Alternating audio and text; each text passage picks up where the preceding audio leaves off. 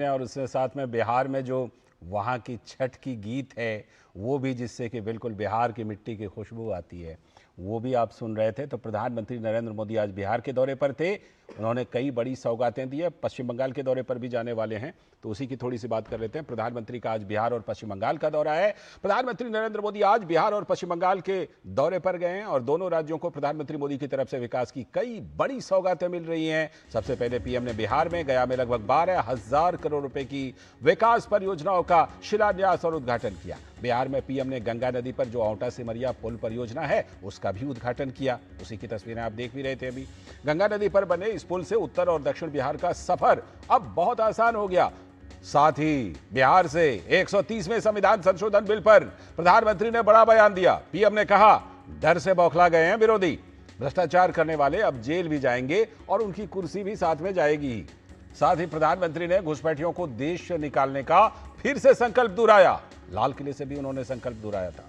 PM Modi के बिहार दौरे से राज्य की राजनीति में हलचल बढ़ गई है। विपक्ष के नैरेटिव के सामने पीएम मोदी की यह विकास की बड़ी लकीर खींचने की कोशिश। प्रधानमंत्री नरेंद्र मोदी ने विकास को मुद्दा बनाकर महागठबंधन को घेरा और इस बीच विपक्ष के वोटर लिस्ट वाले नैरेटिव की लगातार हवा भी निकल रही है। रंजू देवी महिला तो आपको याद है ही। उनके बाद एक और व्यक्ति सामने आ गया है कैमरे के सामने। रंजू देवी की ही तरह ये भी कह रहे हैं कि इनको भी एसआईआर से कोई दिक्कत नहीं है, लेकिन कांग्रेस के कार्यकर्ताओं ने इनको भी रंजू देवी की ही तरह पहले बयान दिलवा दिया था कि इनको दिक्कत है। तो बिहार में लगातार पकड़े जा रहे हैं इस तरह के झूठ और चुनाव आयोग ला रहा है सच्चाई को सामने। इसमें सुप्रीम कोर्ट ने भी एसआईआर के खिलाफ याचिका पर बड़ी बात कह दी। सुप्रीम कोर्ट ने सवाल किया कि 1.68 लाख बीएलए हैं और अभी तक सिर्फ 2 आपत्ति लेकर आए हैं। आज प्रधानमंत्री बिहार के बाद पश्चिम बंगाल भी जाने वाले हैं। वहां कोलकाता में 5,200 करोड़ रुपए से भी अधिक की विकास परियोजनाओं का उद्घाटन और शिलान्यास करेंगे। साथ ही कोलकाता में नवनिर्मित खंडों पर मेट्रो ट्रेन सेवाओं को भी हरी झंडी दिखाएंगे। और पश्चिम बंगाल दौरे से पहले पीएम ने जो पश्चिम बंगाल बीजेपी के कार्यकर्ता हैं उनसे बात भी की है। तो प्रधानमंत्री पहले बिहार में थे और वहां पर उन्होंने कहा कि लालटेन के राज में बिहार की बहुत दुर्दशा हुई थी। आप याद करिए, लालटेन राज में यहां कैसी दुर्दशा थी। लालटेन राज में एक क्षेत्र लाल आतंक से जकड़ा हुआ था। माओवादियों की वजह से शाम के बाद कहीं आना जाना मुश्किल था। गया जी जैसे शहर लालटेन राज में अंधेरे में डूबे रहते थे। हजारों गांव ऐसे थे जहां बिजली के खंभे तक नहीं पहुंचे थे। लालटेन वालों ने पूरे बिहार के भविष्य को अंधेरे में धकेल दिया था। न शिक्षा थी, न रोजगार था। बिहार की कितनी पीढ़ियों को इन लोगों ने बिहार से पलायन के लिए मजबूर कर दिया था। साथियों, बिहार के लोगों को आरजेडी और उनके साथी सिर्फ अपना वोट बैंक मानते हैं। उन्हें गरीब के सुख दुख,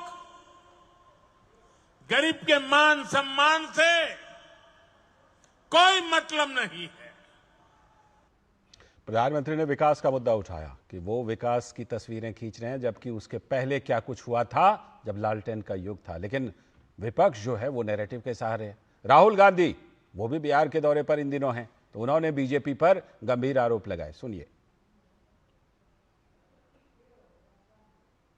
So for some time now, there has been suspicion among the public based on a couple of points. Anti-incumbency is something that hits every single party in every single democracy. But for some reason, the BJP is the only party in a democratic framework that basically does not suffer this idea of anti-incumbency. That was the first thing.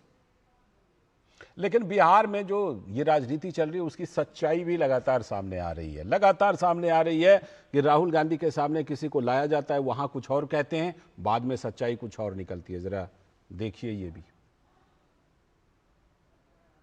यार नाम सुना है जी sir. है क्या ये? गरीब लोग जो है ना सर, जो पढ़े शिक्षित लोग नहीं है, क्लियर है कि उसका वोट में नाम, वोटर लिस्ट से नाम काट दिया जाएगा सर। अब आने वाला दिन में क्या है ना सर, जो गरीब तबके के लोग हैं उनको वोट देने का अधिकार छीन लिया जाएगा। बिल्कुल यही हो रहा है।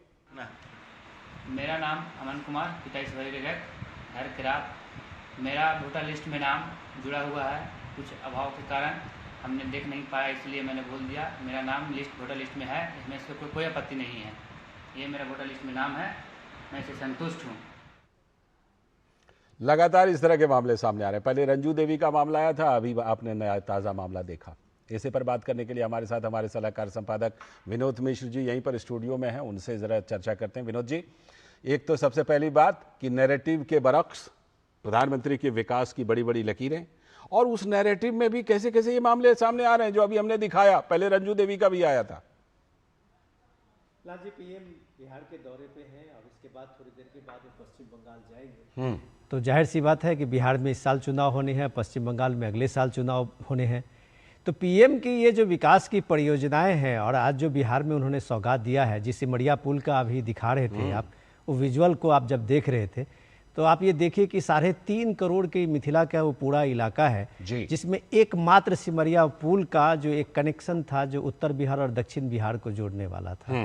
पुल 40-50 साल के हुए जर्जर हालत में पुल थी, लेकिन आज उस बिहार में आप देखिए कि 6th लेन का जो ये पुल बना है और वो जो एक कनेक्टिविटी का एक संकल्प दिखाया है लोगों का, उससे इस लोगों में, यहाँ के लोगों में उत्साह देखिए कि लाल जी ये पूरे उस इलाके की एक तस्वीर बदलने वाली है। और तस्वीर में जब ये इस बात को कहता हूँ कि लोग इस बात को जानने रहे हैं कि विकास जो है बिहार में कैसे एक प्रायोरिटी लिस्ट में आ गया है।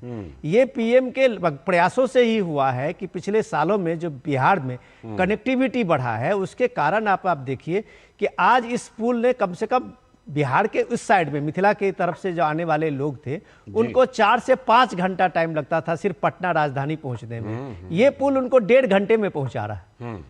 तो आप देखिए कि लोग इस बात को जान रहे हैं कि उनके घर के नज़दीक, उनके डोर स्टेप पे, उनके गांव में, उनके गलियों में, उनके खेत में, उनके चौराहे पे, हर जगह जो इंफ्रास्ट्रक्चर डेवलपमेंट है, वो इंफ्रास्ट्रक्चर डेवलपमेंट आज बिहार को उस बीमार बिहार से कहीं दूर लेके चला गया है और उसको एक सशक्त और विकसित बिहार का एक ख्वाब दिखाया है। इस हालत में आप जब ये देखते हैं कि राहुल गांधी जब ये पूरे प्रयास से महागठबंधन एक तरह से अभी वोट अधिकार यात्रा में निकले हुए हैं और अलग अलग तरीके के सिगुफे को लेके वो अलग अलग तरीके से लोगों को लाते हैं और उनको, अभी आप देखिए एसआईआर कोई देश में पहली बार नहीं हुआ है। इतनी बार एसआईआर के बाद अगर आप एक एसआईआर का मतलब लोगों से पूछ रहे हैं कि एसआईआर का मतलब क्या है और लोगों को पूछ रहे हैं कि एसआईआर का मतलब होता है कि गरीब लोगों का, अशिक्षित लोगों का वोट काटे जाना, तो उसी का औरंगाबाद डीएम ने अभी वेरीफाई करके दिया, अभी तुरंत किए हैं। राहुल गांधी ने कल औरंगाबाद में इस बंदे का, इस व्यक्ति का लिया था और उसके अपने सोशल मीडिया पे अपलोड कराया था। आज औरंगाबाद के डिस्ट्रिक्ट मजिस्ट्रेट ने उसी बंदे का ये बाइट वहां पे डाला है उसके वोटर आईडी के साथ कि इसका ऑलरेडी मौजूद है। लेकिन आप उससे क्या कहलवा रहे हैं लोगों के बीच में कि इसको एसआईआर, ये गरीब है, अशिक्षित है, इसलिए इसको हटा दिया गया।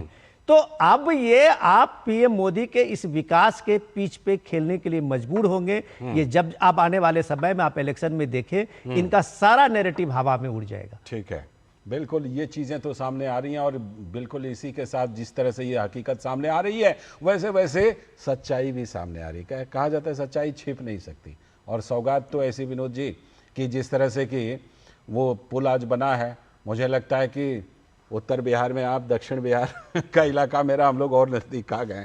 बहुत बहुत शुक्रिया, लेकिन अभी बने रहिएगा क्योंकि आज हम लोग खास चर्चा भी करने वाले हैं इसी नैरेटिव को लेकर के कि एक तरफ ये नैरेटिव चलती रहती है और दूसरी तरफ उत्तर प्रदेश में बीजेपी अभी से तैयारी कर रही है। इस पर खास चर्चा करेंगे खास मेहमानों के साथ। अभी वक्त है छोटे से ब्रेक का।